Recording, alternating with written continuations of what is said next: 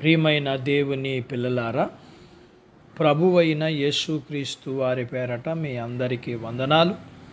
ప్రభువు పేరట మీ అందరికీ శుభములు, దీవెనలు కలుగును గాక. ఈ ఉదయకాలం పరిశుద్ధ గ్రంథము నుండి దేవుని వాక్యాన్ని చదువుకుందాం. యోహాను సువార్త 15వ అధ్యాయం 5వ వచనం చదువుకుందాం. ద్రాక్షావల్లిని నేను, తీగలు మీరు. ఎవడు నా యందు నిలిచియుండునో, నేను ఎవని యందు నిలిచియుండునో వాడు బహుగా ఫలించును. నాకు వేరుగా ఉండి మీరేమీ చేయలేరు. దేవుడు తన మాటలు మనందరి కొరకు దీవించునుగాక. ఆమెన్. ప్రియమైన దేవుని పిల్లలారా, ఈ భూమి మీద మనిషి పుట్టినప్పుడు ఒంటరిగానే పుడతాడు, చనిపోయేటప్పుడు ఒంటరిగానే చనిపోతాడు. మనిషి పుట్టిన తర్వాత ఏర్పడే బంధాలు ఉన్నాయి చూశారు, ఏది శాశ్వతం కాదు. మనం ఏర్పరచుకున్న బంధాలన్నీ దేవుని నుండి మనల్ని దూరం చేస్తాయి.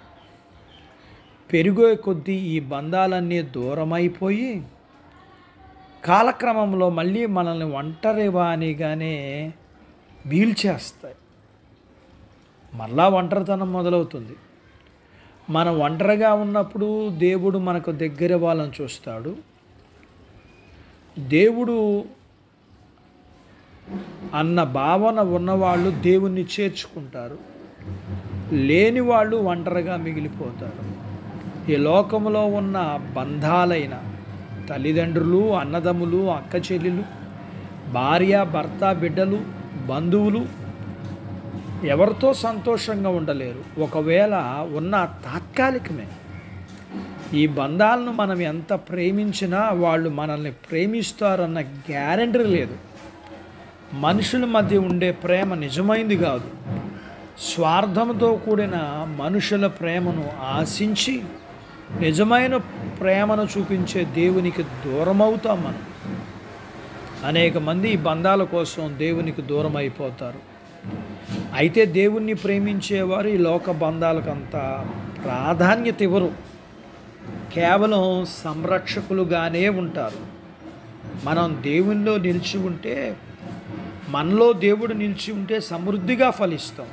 అయితే ఎందుకు మనం దేవునిలో నిలిచి ఉండడం లేదంటే, మనకున్న బంధాలు, బాధ్యతలు పూర్తిగా నెత్తి మీద వేసుకుని వారి కోసం జీవించటం వల్ల దేవునికి దూరం అయిపోతున్నాం.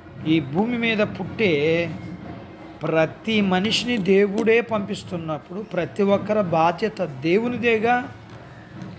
మనం దేవునిలో నిలిచి ఉండి మన బంధాలను కూడా దేవునిలో నిలిచి ఉండేలా చేద్దాం. ముందుగా మనం ఫలిద్దాం.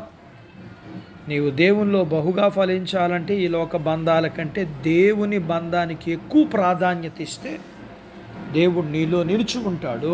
అట్టి భాగ్యత దేవుడు మనకు దయచేయునుగాక. ఆమెన్. దేవుడు తన మాటలు మన కొరకు దీవించునుగాక. ఆమెన్. ప్రార్థించుకుందాం. నాతో పాటు ఏకీభవించండి. మమ్ములను మిక్కిలిగా ప్రేమించిన మా ప్రియ పరలోకపు తండ్రి, మీ పరిశుద్ధ నామమును బట్టి మీకు వందనాలు. ఈ ఉదయకాలం మీ పాదాల దగ్గర మీ లేఖనాన్ని మేము నేర్చుకోవడానికి మీరు మాకు సహాయం చేశారు. మీ లేఖనపు సత్యాలను బట్టి మేము ఫలించాలి అంటే మేము ఏ విధమైన భారాలని మేము కలిగి ఉండకుండా మొదటగా మేము మిమ్మును కలిగి ఉండి, అలనాడు హానోకు కుమారులు కుమార్తెలను కనుచు మీతో నడిచినట్లుగా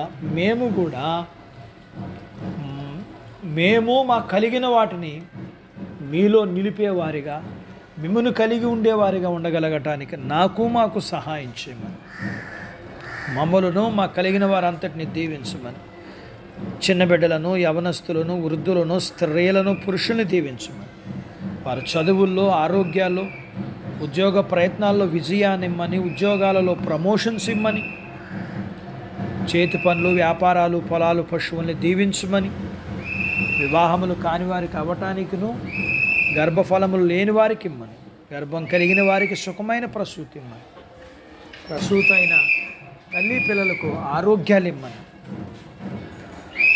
మీ పిల్లల అవసరతలు, సమస్యలు, బలహీనతలు, రుణాలని మీరు తీర్చి మీ పిల్లల్ని దీవించి మీ పిల్లలకి మీరు సిద్ధపరిచిన ప్రతి పరలోకపు భూ సంబంధమైన దీవెనలకు పాత్రులుగా చేయమని యేసు ప్రభు వారి పేరట స్తుతించి ప్రార్థించి అడిగినవన్నీ పొందుకొని ఉన్నాము తండ్రి. ఆమెన్.